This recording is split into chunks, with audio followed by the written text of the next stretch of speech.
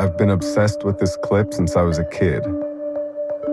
This is Haji Ali, and he's putting a deadly amount of water into his stomach. Next, he drinks a bottle of kerosene that floats on top of the water. Then he brings the kerosene back up, creating enormous flames. Finally, he extinguishes the fire with the remaining water. Within a few short years, this act killed him, and he took his secrets to the grave. I spent over 20 years trying to figure this out. Then a video leaked online of a man water spouting with more power than I'd ever imagined. In the video, there were numbers on a wall. Through that, we were able to find his location. Finding him wasn't simple. We put ads on the radio and the newspaper and posted flyers in all the marketplaces. Finally, after 3 years, someone recognized him from the flyer, so I immediately traveled to Africa to meet him. His name is Winston Carter, and he's a 35-year-old security guard. I showed him the footage of Haji Ali's act, and I told him about my journey to learn the spout. He was shocked because he didn't know anybody else in the world could actually do this. For him, the spout has nothing to do with entertainment. Because clean water was so scarce when he was a kid, Winston learned to control the muscles around his stomach. That skill allowed him to store clean water that he could access at any point for any reason. No one inspired him to learn this feat. He generated it purely out of his imagination. The force is from here. He shared a secret with me. And for the first time in my life, I did it. Sort of. Back in New York, I was making progress. So I wanted to perform for one of my heroes. Woody Allen is a germaphobe and a hypochondriac. I'm going to modestly avert my eyes and actually consume a little.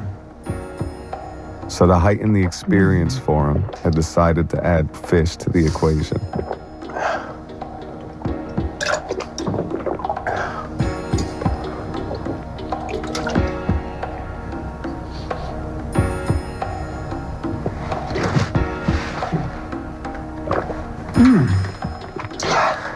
It's one.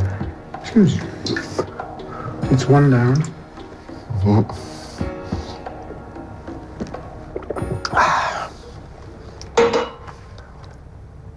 Yeah, the fish are in your stomach. I got it.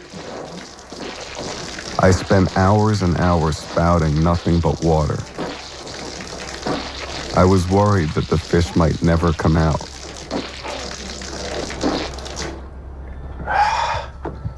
I can't take you anyplace. Fortunately for everyone, they finally did. Oh. And they're alive and well. Look. I just made this malted. I would, if I were you, I would drink it. Kill the taste of the fish. Whoa. Yeah, don't spit it back. It's awesome. What can I say? Some people have it and some people don't. My next idea was to combine it with street magic. Think of somebody important in your life.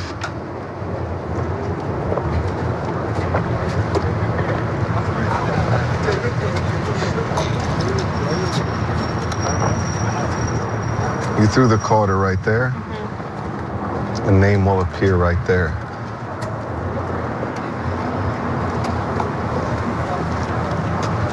See how it's starting to rain? The water will make it appear. I'll help.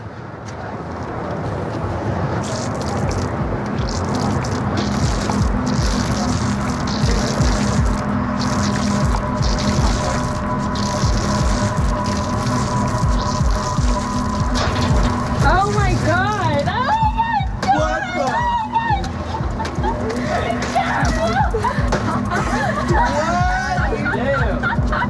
my God!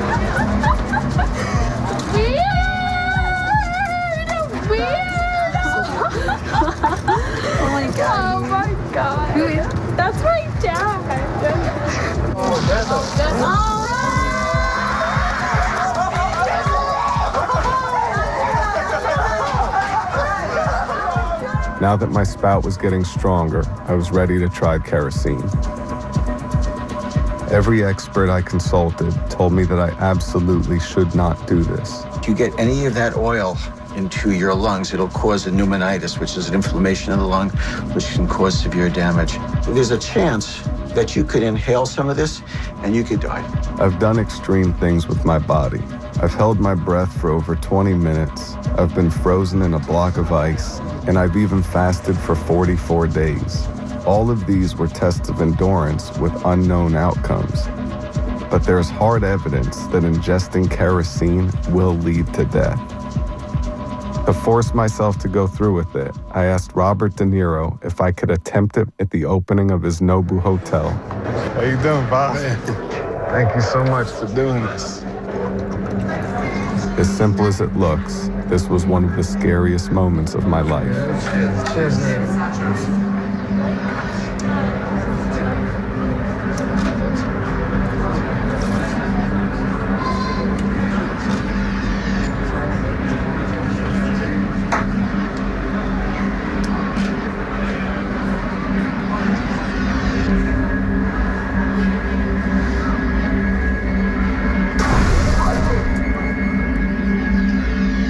My stomach felt like it was on fire. Kerosene was dripping from my nose. I could hardly breathe.